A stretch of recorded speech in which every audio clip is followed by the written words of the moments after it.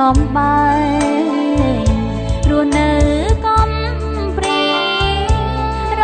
ងងារម្នាក់ឯងសងរែព្រោះក្តីស្នេហ៍ស្នងស្នេហ៍អើយសូមបងមេត្តាសូមបងមេត្តាឆ្លើយមកស្នេហាឲ្យអូនដឹងផងអូននឹកដល់ប្រថ្លៃមានថ្ងៃកន្លងនិងម្ដងធ្វើមិនដេញនឹងបានព្រេនមកធ្នមបី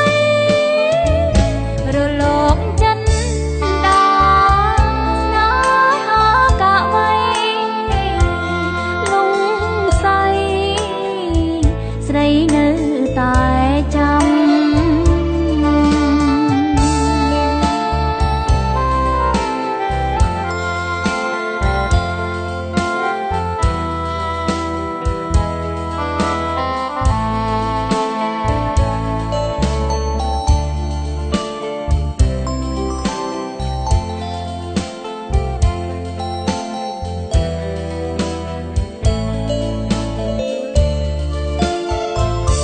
រលកដួង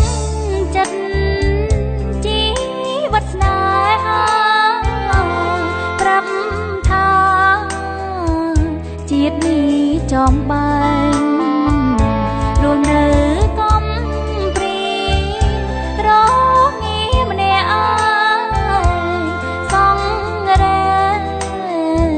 ព្រោះក្តីស្នេហ៍ស្នងស្នេហ៍អើយសូមបងមេត្តាសូមបងមេត្តាឆ្លើយម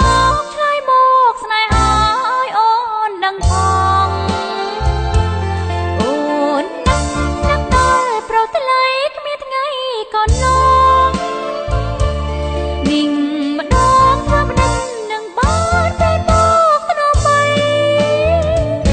រលកចិនដាស្នេ